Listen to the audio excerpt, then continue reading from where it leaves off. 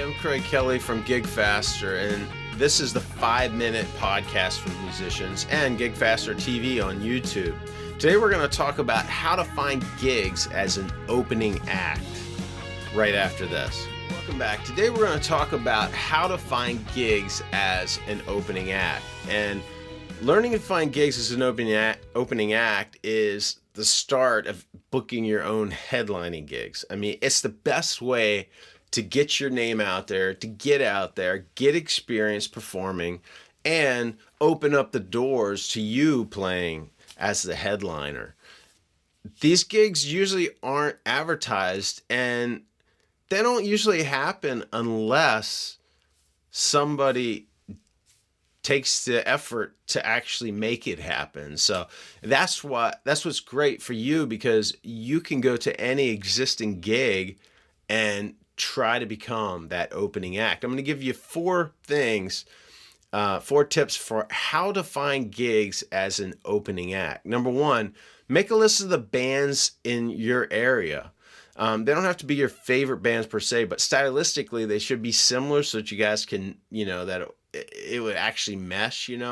If you're like an solo acoustic dude, or you're playing acoustic and singing, or a solo act or something like that, you could open up for almost anyone. So don't narrow your focus there.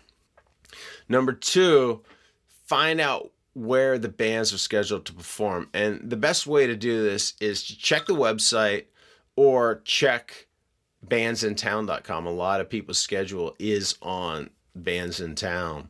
It will say when and where they're performing. You can even set up alerts for certain bands that you think will be good, that will be compatible with you, and then you can get alerts from that.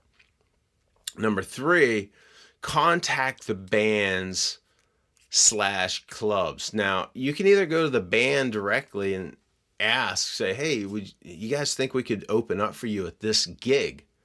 Or you can go to the club and ask them, say, hey, I don't know if you guys considered an opening act for this band, And I've done it both ways, and it really depends. Like, if I know the band, then it's just easy enough to go to the band and talk to them. And a lot of times they'll even give you some money for it. It's not like it's a free gig.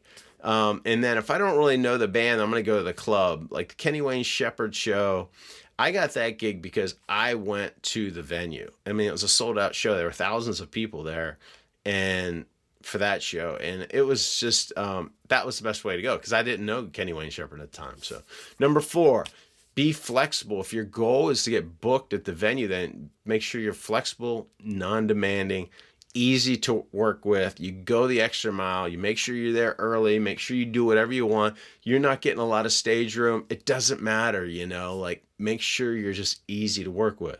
You're not going to be a doormat. You're just, you should be grateful that you got this gig. So be flexible. And then another tip is, when you reach out to the venue, use email to contact them. Keep the email short and be sure to include one call to action. Now, a call to action is it's whenever you request some type of response. So you want to ask them a question. For example, any interest in an opening act for band XYZ? That'd be your call to action. So that's it for today. How can GigFaster help you book gigs like that? Well, it's the same thing. We created GigFaster so you can reach venues and contact them for booking for paid and free gigs. So you can pitch for headliners or openers. As part of the pitch itself, you select what you want. You want to select headline, or do you want to be an opening act? And that lets the venue know where you're coming from, exactly where you're coming from. It's not like a question, So you can pitch to all the venues just to be an opener if that's what you got. It's a really good starting point, especially if you don't have a lot of, you don't have a large repertoire. I just played a gig. I had to learn 40 songs in a couple weeks because we played all night. Now, we're also playing another show coming up that's not quite as long, cut out a whole bunch of songs, and if we would have been an opening act for the last gig, because we're going to be sharing a stage with somebody else next time, but if we'd have been only like an opening act for that, I mean, it would have been like 10, 15 songs. You don't even need that many. So just something to think about. I'm Craig from GigFaster. Thanks for watching. Thanks for listening. Be sure to subscribe. And if you have a question, you want to contact me, feel free. I'll catch you later.